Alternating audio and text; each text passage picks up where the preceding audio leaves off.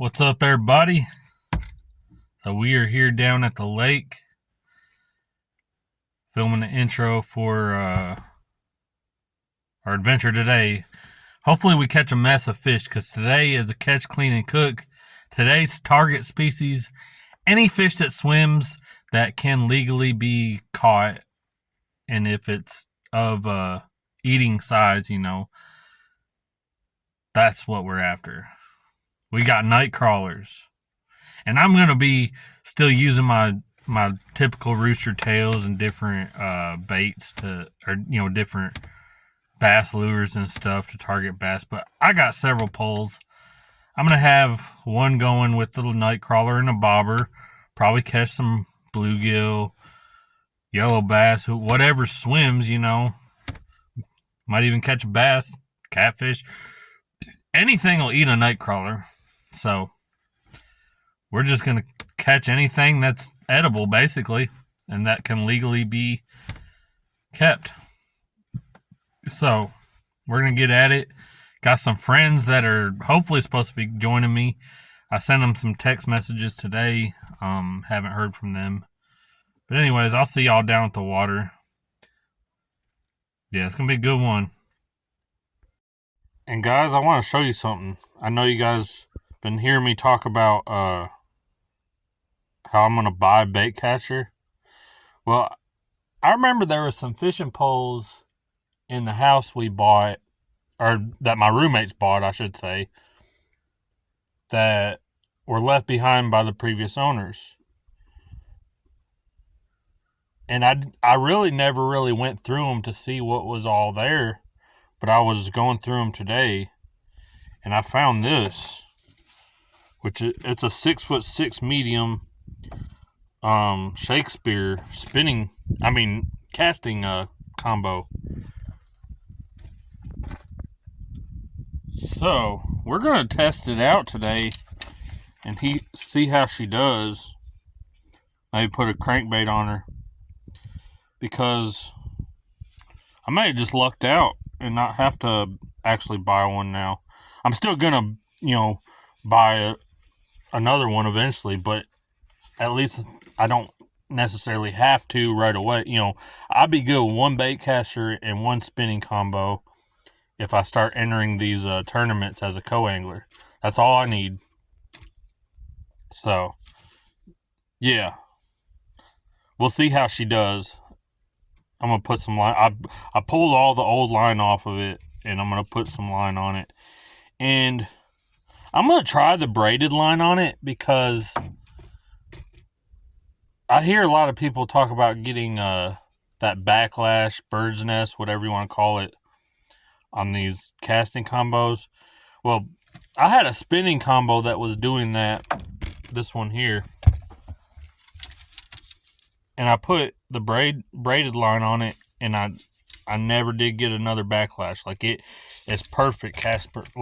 So we're gonna just test it out and see how she does like that. But yeah, little Shakespeare. It's a tournament choice angler. I don't know how old it is, but it seems like a pretty decent rod for bass fishing and tournament fishing and stuff. So it says it's like a tournament edition, tournament choice. It's made for tournaments apparently, so it's gotta be a good rod. Anyways, I'll see y'all down at the lake. Alright, here we go, guys. Got the braided line on the old bait caster with a shallow diving crankbait, square bill. You guys are about to witness my first cast ever with the bait caster. Y'all ready for this? Let's see how it goes.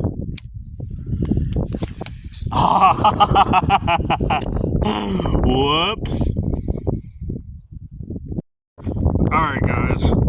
First cast with the bait caster was a fail. And yes, I bird nested even with the braided line. We're going to give it another go, because I think I figured out what I did wrong. I'm going to try to go for it again. Y'all ready for this? Let's go. That was a little bit better. We didn't bird's nest. Alright. I gotta get used to a bait caster.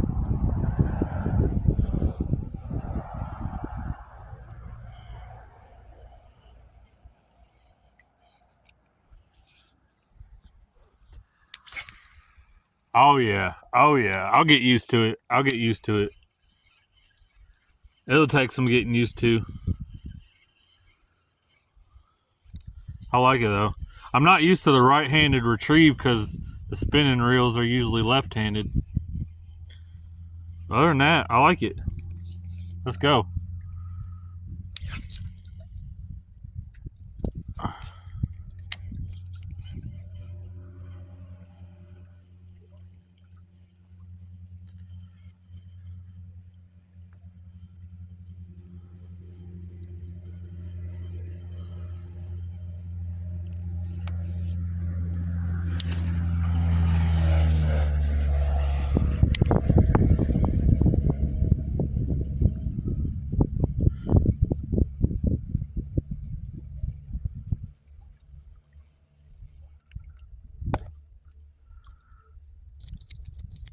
Alright, hope you guys like my little presentation of this bait caster. I'm gonna practice around with it a little bit and try to get better at casting, but I got the hang of it.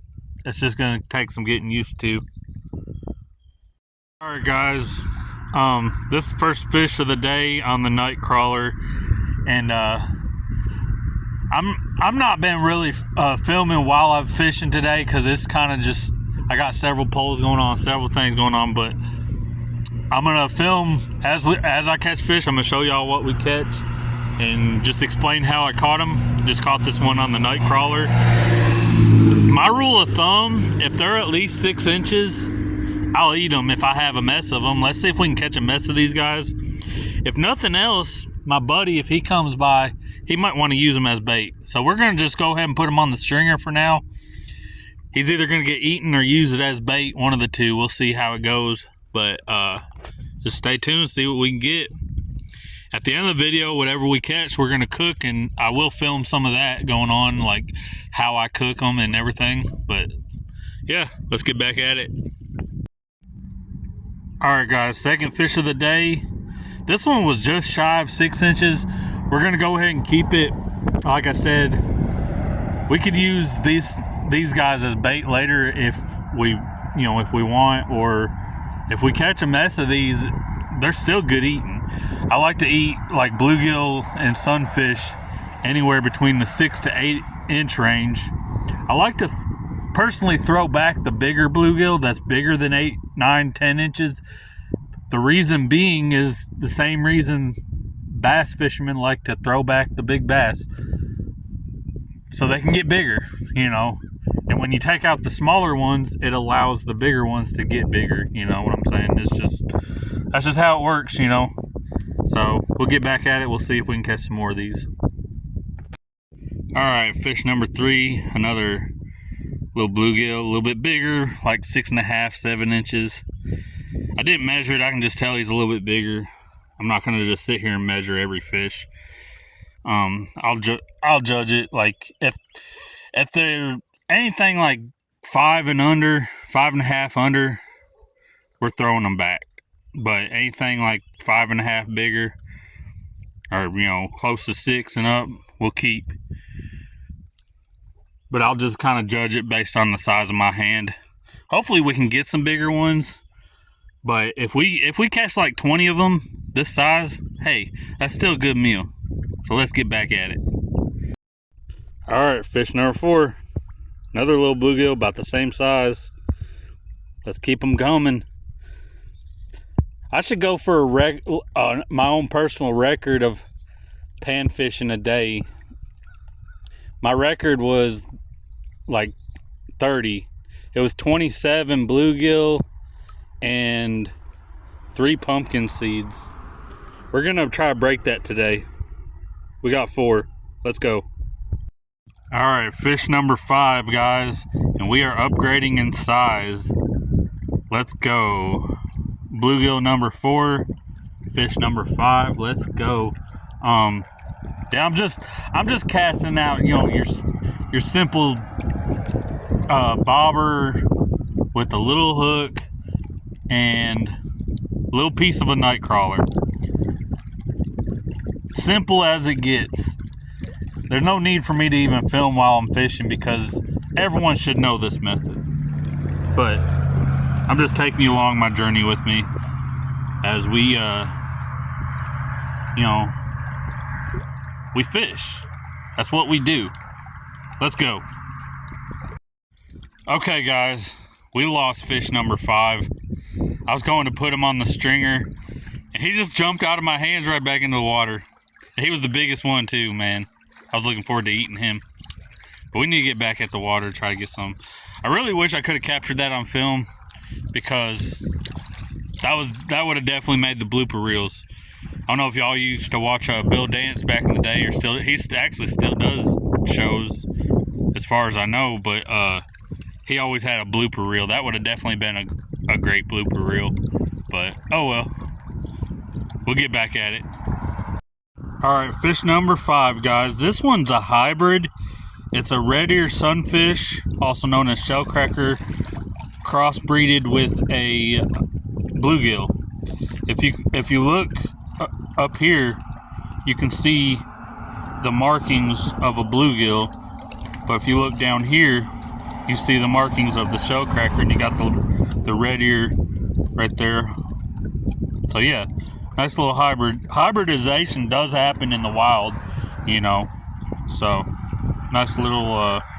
It's actually the biggest one so far. It's about the same size as that one that jumped out of our hands. So fish number 6, but keeper number 5 since the one jumped out of the hands.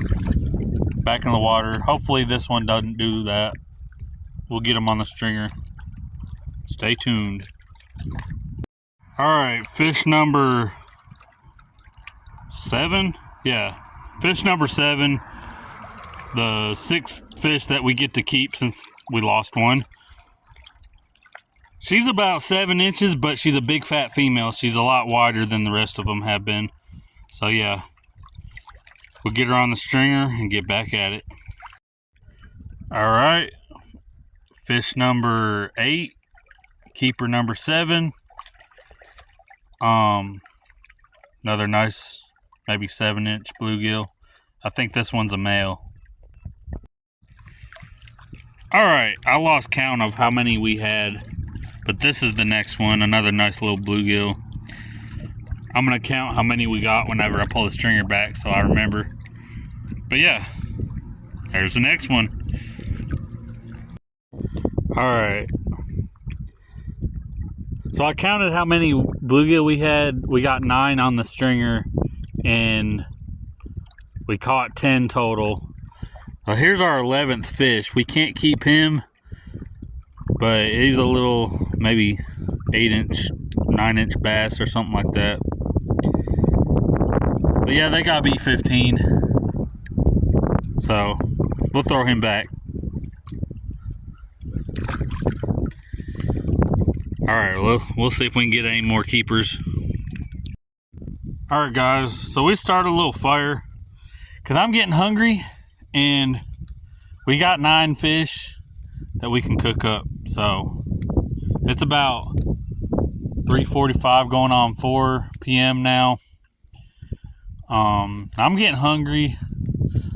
I stopped fishing for bluegill and decided to throw the old rooster tail around, try to catch some bass, but didn't get anything. And then I just realized how hungry I am and how many fish we got, and I decided to let's cook them up. We got 9 panfish, bluegill, red ear. Well, it was a hybrid red ear, and we got 1 green sunfish. We're gonna cook these babies up, baby. So stay tuned. All right, guys, we are ready to cook our fish up. We got them all cleaned up here. We are cooking them whole. We have only cut off their heads, which took the guts out. And what we are going to be using as our seasoning is this Louisiana seasoned beer batter. fish fry. So usually when I'm like, if I were to take the fish home and cook them, I would use egg. Dip the fish in egg and then dip them in the batter. But we're just going to dip them straight in the batter. And then we're going to cook them over the fire. We got a skillet and some canola oil. So, yeah. So there's our fire. I'm going to get these babies seasoned up. And, yeah, we're about to cook this food up. It's going to be good, man. This is why we fish, man. If you fish to eat and catch a mess like this, it's well worth it, man. It's like rewarding. You get rewarded for your hard work, basically. So let's cook these fish up. All right, let's pour some canola oil into our pan. And get these fish battered up.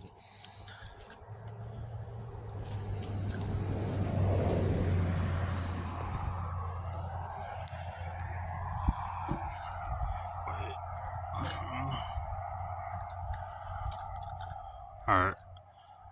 I'm gonna let that I need to level this off somehow, but I need to just kinda let that sit. I'm gonna let that sit and kinda try to cook up. And then we'll get these fish battered up, throw them in there. Alright, we got our fish battered up. And I gotta do something about the fire to try to get it get that oil hot so we can start cooking them. But here's our fish battered up. And yeah, we're ready to cook them.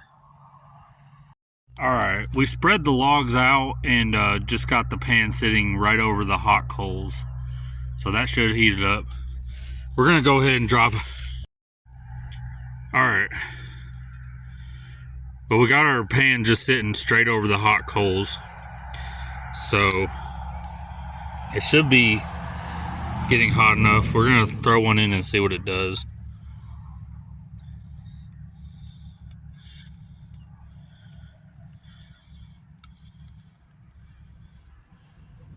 Oh yeah, it's getting there. It's starting to sizzle. That's what we want to see. Alright, I'll show you all what they look like after they get cooked. Alright guys, here's our plate of freshly cooked bluegill.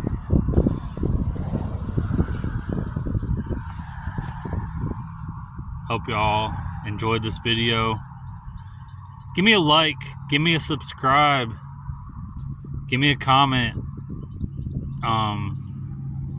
Tell me if you like to see more catch clean cook videos in the future. I love doing this type of thing, man.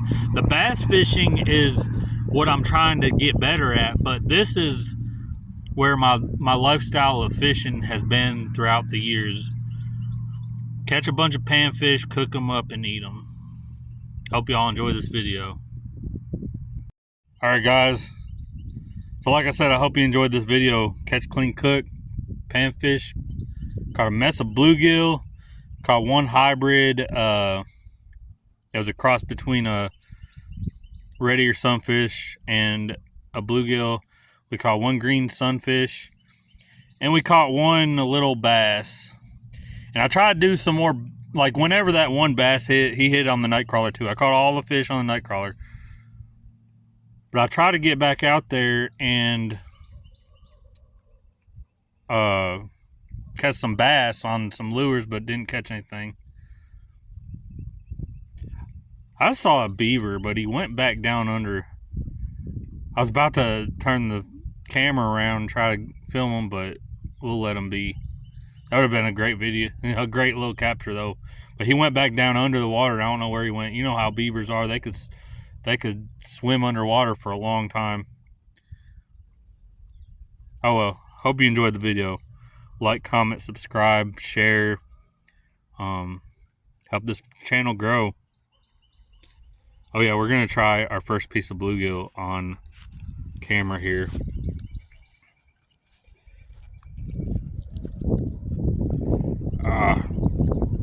It's greasy. But there it is. There's a fresh little piece. We're just going all in with our fingers because we didn't bring any utensils.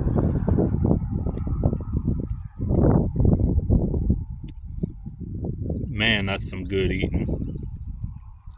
Bluegill are some of the best tasting fish. I tell you what. See y'all next time.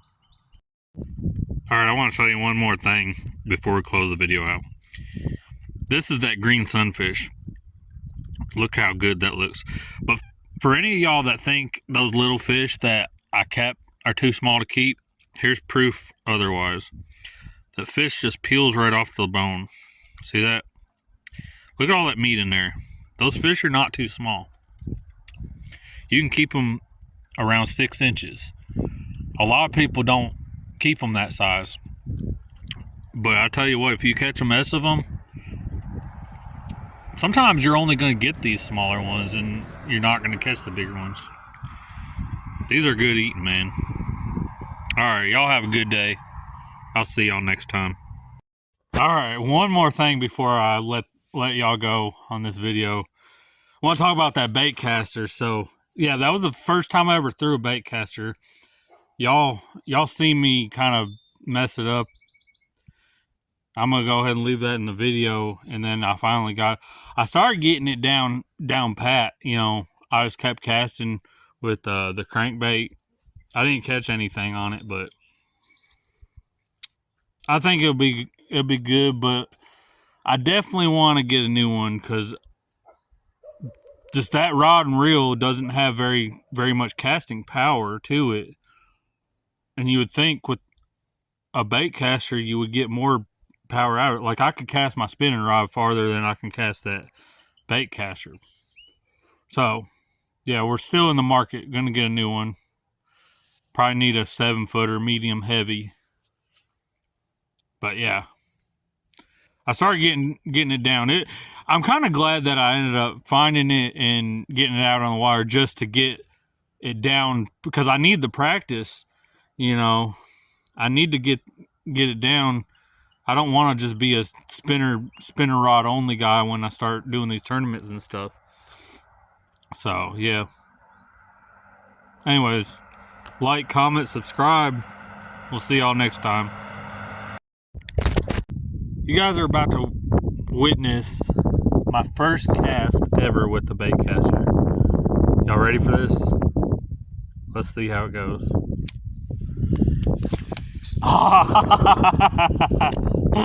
Whoops.